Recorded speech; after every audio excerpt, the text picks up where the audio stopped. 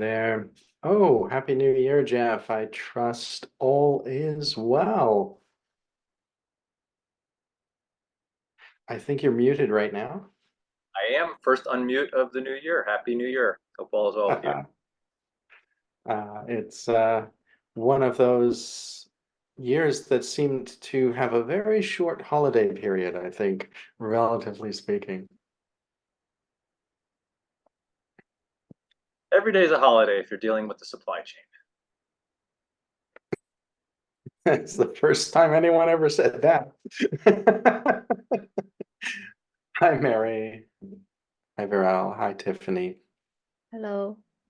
Hi, welcome back. Happy New Year. It's good to have you on the call. So, we're going to have I think, a pretty busy meeting. A lot of it will be sort of briefing and Q&A chances. So, don't hesitate to jump in and ask questions. We're setting the tone for the year ahead. We're going to explain what's coming. There's some important action items. There's some important feedback from our steering committee. There's some important changes to the project. But before we get started, the antitrust policy notice. As always, we show this at the beginning of our meetings. You'll find the full antitrust policy on the Linux Foundation website. If you're from a member company, you can ask questions of our counsel, Andy Updegrove. All right, let's dive in. The regular agenda is pretty simple. We cover some important news items. We do some work on our standards and core material. We have a space for any other business where you can raise any topics that you would like to discuss that we didn't already cover. And then we close the meeting. Now, today, the standards stuff will be some interesting feedback from our steering committee and what that means for the whole year ahead. But before that, some news items. At the very end of last year, our new standard for open source security assurance was published. And we mentioned this on the last meeting. I'm mentioning it again. This was a big milestone for the project, our second ISO standard. You'll find it on the ISO website. They're selling it through their primary website. I'm inquiring when they'll include it in their publicly available specification page, which would be a free download. I hope that they will do that soon. But you can also get this specification from our website for free. And the thing I wanted to highlight on this call is that our resources for self-certification, third-party certification are live. So it's very easy to begin adopting this standard. It's very easy to get checklists to see whether this standard for open source security assurance is something that your company might already meet the requirements for. That's quite important. Our other standard, our first ISO standard, 5230 for open source license compliance, has had a significant impact on the supply chain, seen a lot of adoption, use in procurement, M&A discussions, and general supply chain management.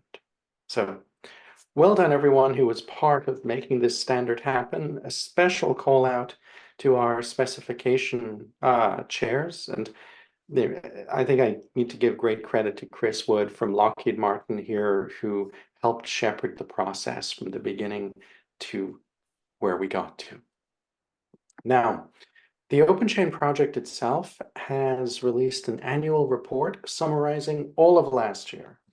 And we've also released a post summarizing where we go next. I'm putting those links into the chat so the people on the line can easily access them.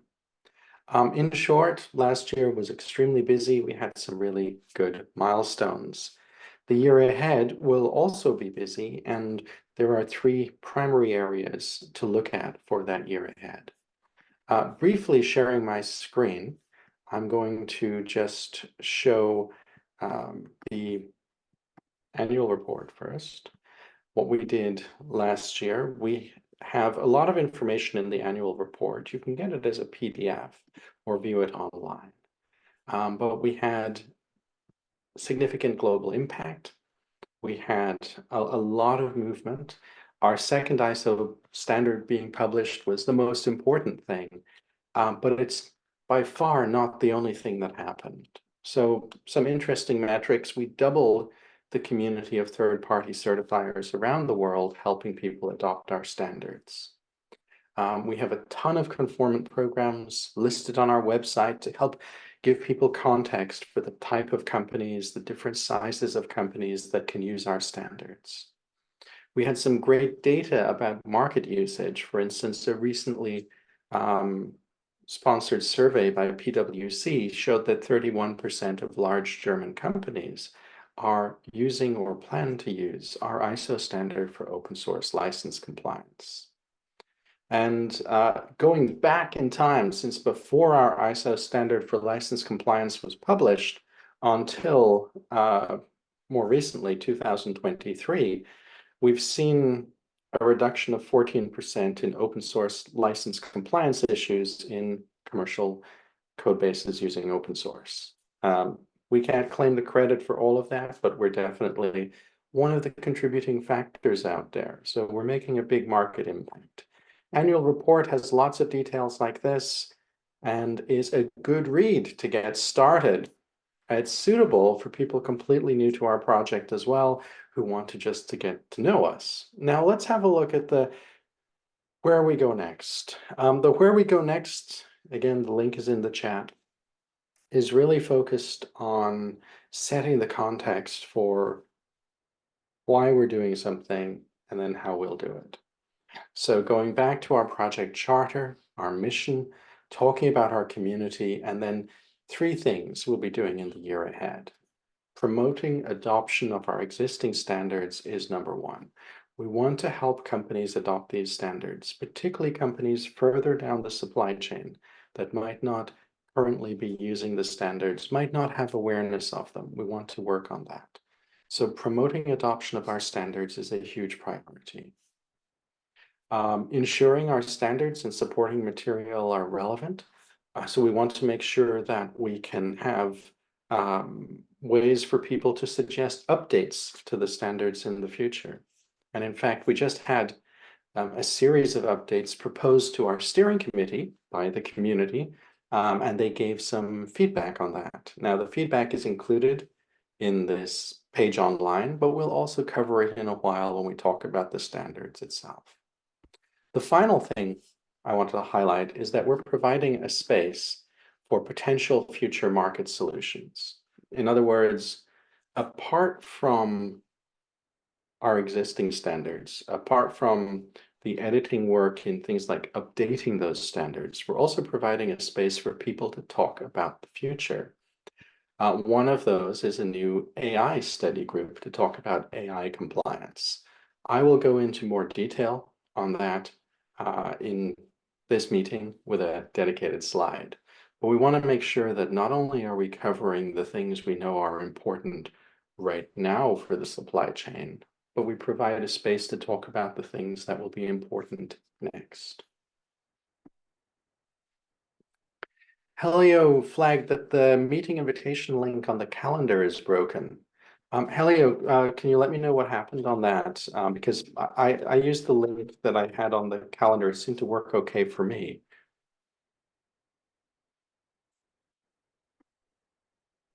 Okay, let me show to you that this is pretty easier to do it. This it has the extended. I'll put on the shot. Let me do a screenshot, then you can see. Okay, great. And you can continue in the middle there. Okay. Okay, so I'm we obviously need to fix that. That's not good if it's broken. Just so people know, we're transitioning to the LFX platform on the Linux Foundation infrastructure to use Zoom, and the links have been adjusted for that. So if you run into any problems with the new links to dial in, let me know. I was needed to go inside the LFX platform to join the meeting. So let's Okay. Not super ideal if there was a problem with dial-in. If anyone else has problems with dial-in, let me know, and I'm going to collect this feedback for the people involved in LFX. I'll just continue, Helio, Yeah, yeah. while... Yeah, okay. So yeah, the three things coming up: promotion, adopting of our standards, ensuring that those standards and the material is relevant, being ready to refresh those, and providing a space for future market solutions. Those are the three things for 2024.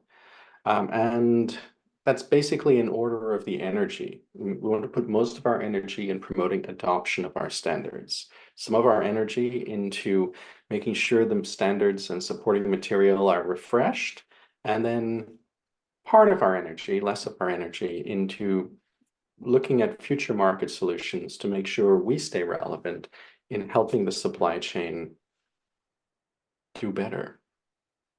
Okay, I'm going to head back to our slides now for the meeting. And Helio just flagged something. Yep, Helio flagged the problem with the meeting invite was the HTML flowed into each other, so the link was damaged. Okay, that's an interesting problem with the HTML formatting. So I think, Helio, that probably means you're using Apple Calendar, right? Because that's also what I use, and it has a similar flow. Outlook. Outlook is doing that too. Interesting. Yeah, exactly. It is So imported from Google ICS. That's exactly the problem. wow. So you can see that is a duplicated link here. That you can see this Linux Foundation, the number, the password, and again, it starts HTML with the duplicated part as again. So Got that's, it. yeah. That is annoying. Yeah. Okay, what I'm going to do as a temporary fix, or at least a fix right now, is I'm going to go and edit the global calendar. It's just kind of simple solution, but it's difficult to implement because every time that people import the ICS, the HTML comes as a standard HTML, standard text, not HTML. So the imported Outlook or Apple, it thinks that it's a text and not a completely page, so it's not formatted and fails. If you just forget about HTML and just put simple text, works. Yep. Yeah. What I'm going to do then, and this is the challenge with Google Calendar, it likes to put in HTML text. I'm going to look at having an unformatted paragraph, right? So I'm just going to make a paragraph of text without breaks and bullet points to try to make it much cleaner. And I'll see if I can turn off the Google HTML entirely, but at least I'll put it in a way that won't include all this formatting. Yep. Well flagged. Thank you. That is annoying. All right. Oh, for those of you who are new on the calls, you'll see that we do have no hesitation to take a diversion and cover a topic when it comes up. So that's a good example of it. Okay, talking of topics we should cover, I mentioned an AI study group, and that is coming very soon. Okay, so the AI study group is going to talk about how to solve questions around AI compliance.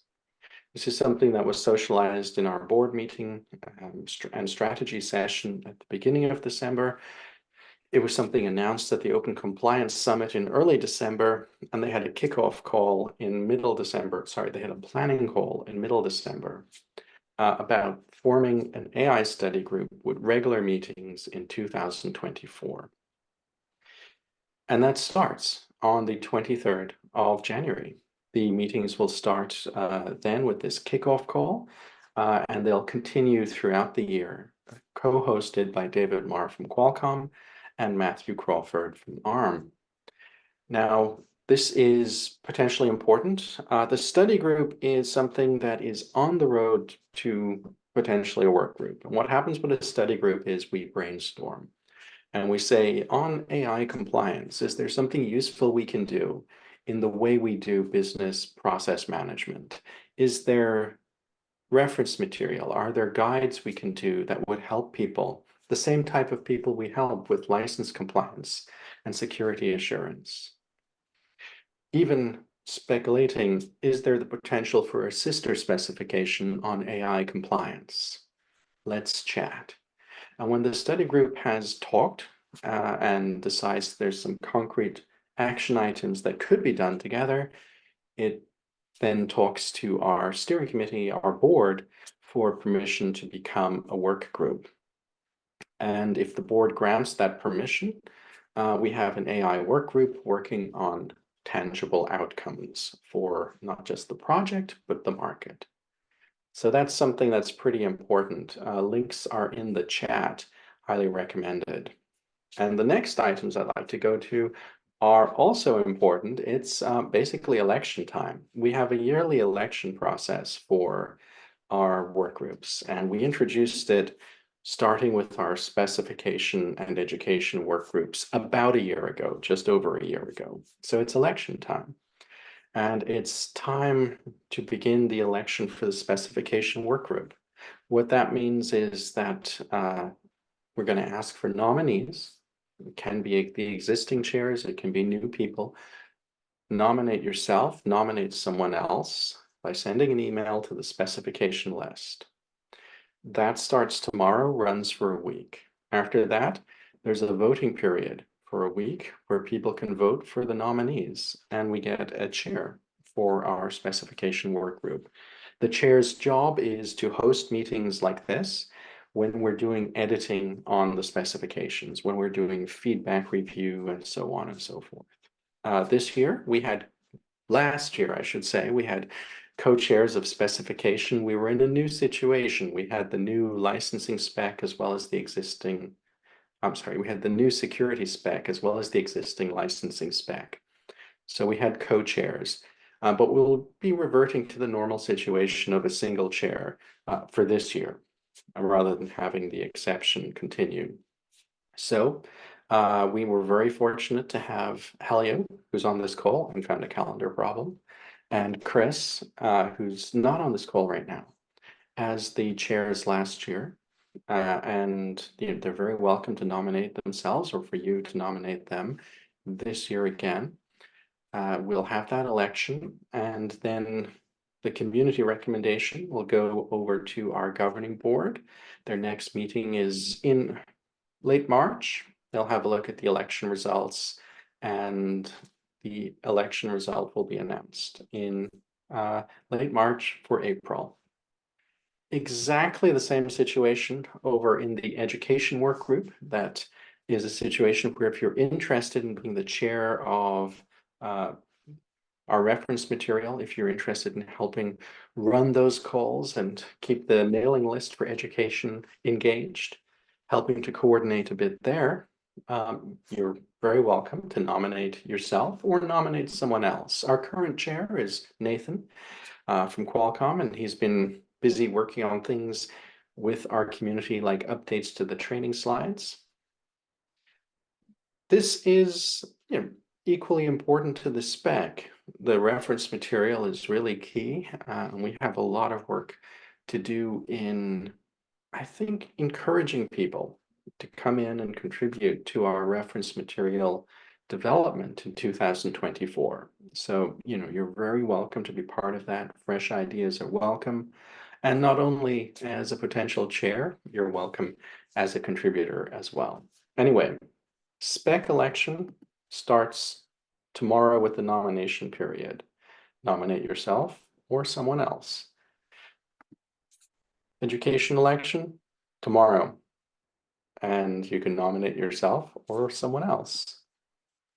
For details of the spec, I've just put a link in the chat.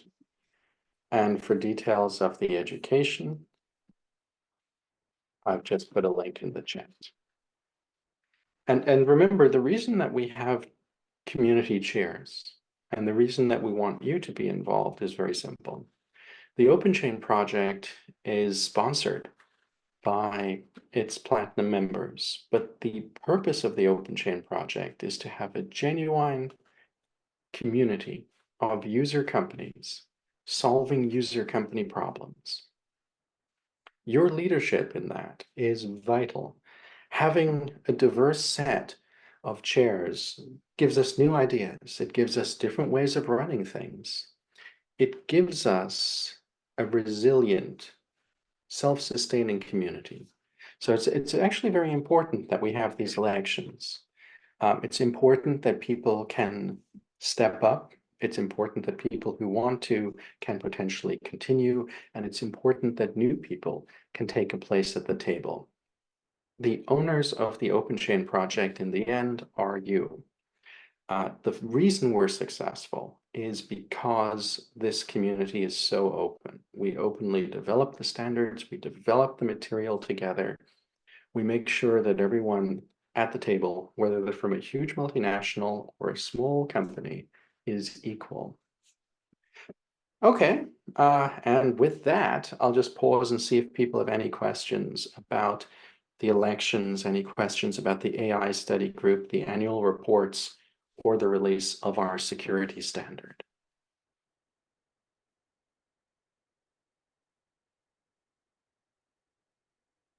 No questions. Everyone is very well behaved today. Moving on then, the standards and core material. We're going to focus on the standards today. And when it comes to that, I just want to set our status, which is there are 4 discussions around specifications in play. Update to the licensing standard, that's ISO 5230. Update to the security standard, ISO 18974. The potential for a new contribution process management standard, and the potential for an SBOM quality standard. Now, what went before our steering committee for formal review at the end of the year was the stuff around the proposed updates for the ISO 5230 and 18974 standards. The work on contribution, the work on SBOM quality was deemed by the community not to be ready for a formal review by the steering committee. And that's because the steering committee provides formal guidance. Do we proceed? Do we not? How do we proceed? Blah, blah, blah. So the ideas for new standards were noted as too early to go into the formal process of review and so on and so forth. Now, the proposals for our ISO standard updates did go before the steering committee, and they have provided guidance. I'm going to get to the guidance in a minute, but first I'm going to show 2 slides because there'll be people watching this who are new. One slide is just showing you where the current license specification and the suggested updates are housed. There's a QR code to take you directly to the suggested updates. I'm moving on to the next slide now because this is really intended for people to pause the video and scan the QR code. The current security specification and the proposed updates are on GitHub, and the QR code will take you to the proposed updates. So the steering committee had a look at this stuff, and we covered some of this in the last call, but a little more detail. The steering committee had a look at the community work. It did like it. It said that the work seems reasonable. But the steering committee doesn't want us to rush into updating the standards too quickly. And they want to make sure that even more people well outside of our community can hear about this stuff and review it. So they want to extend our traditional public comment and freeze period significantly. The public comment period will change from 30 days into 6 months, and the freeze period will change from 14 days to 3 months. This is intended to allow us to socialize to people far distant from our normal project that in the next 6 months, we would like you to come and have a look at our GitHub and potentially add comments. You can talk about existing issues. You can open new issues. Have a look. This is likely to impact you as it will impact tens of thousands of other companies over time. And then the freeze period will change from 14 days to 3 months. In other words, it'll be a 9-month process for update proposals to be more formally packaged and go back to our steering committee. And this is being communicated now to you as the specification work team. It was communicated earlier by email to the spec work team, and the FAQ will be updated tomorrow with this information. Now, the steering committee also said that they'd like us to, in principle, update the standards once every 5 years, but not earlier. That is because of the supply chain procurement cycle. Some areas, like consumer electronics, have really quick procurement cycles. Some have really long cycles. If we update the standards too often, it will be difficult for people to regard a version of the standard as credible for their industries. If they're from a place with a 3, 4, 5, 6, 7 year procurement cycle, they don't want to be updating their ISO standards adoption frequently.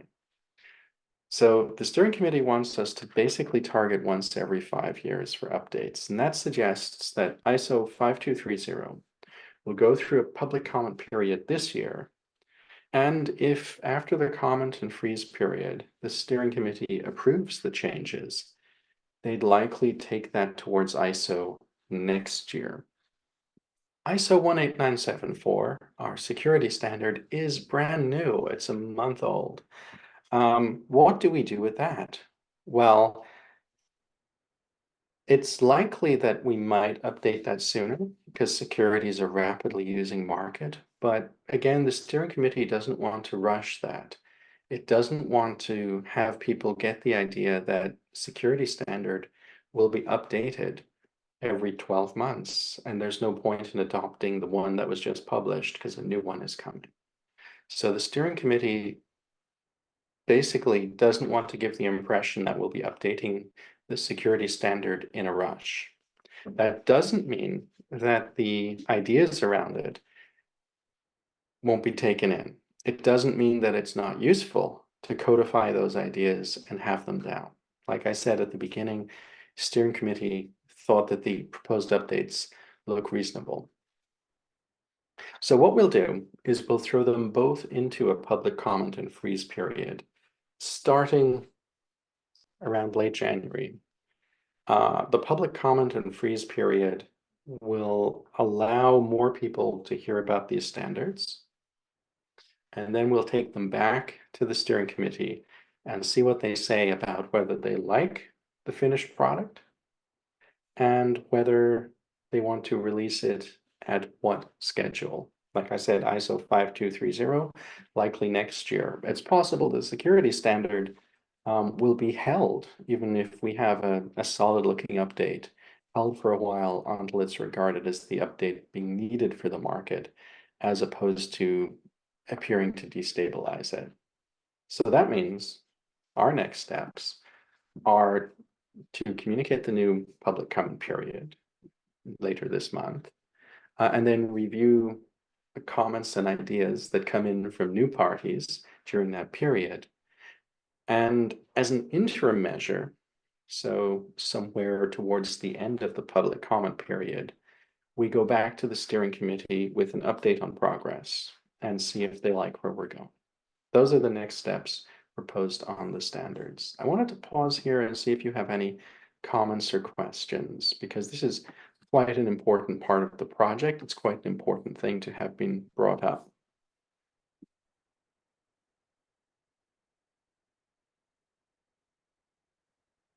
It's totally fine if you don't have any comments or questions. The intent here is to make sure that we're all on the same page. Now, I do want to stress that the steering committee thought that there was great work done. In the November 2022 to end of 2023 period, the community did great work on proposing updates to these standards. So there's great appreciation for that, and particularly appreciation for what the chairs did in making this happen.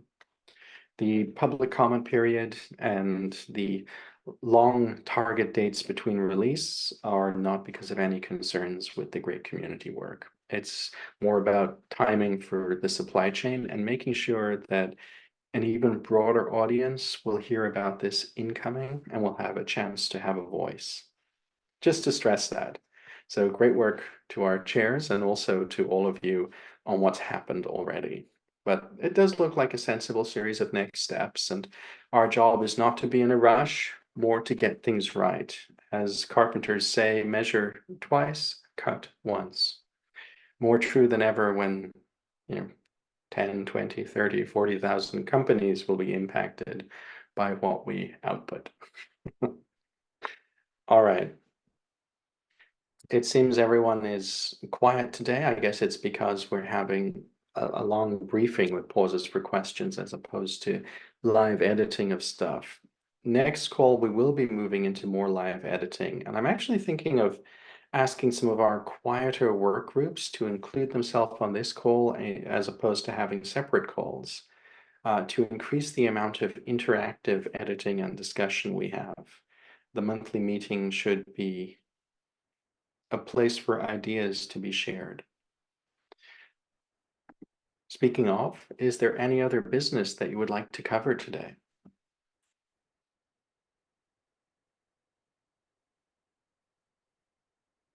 If there's no other business, I will add one item, and that item relates to SPDX.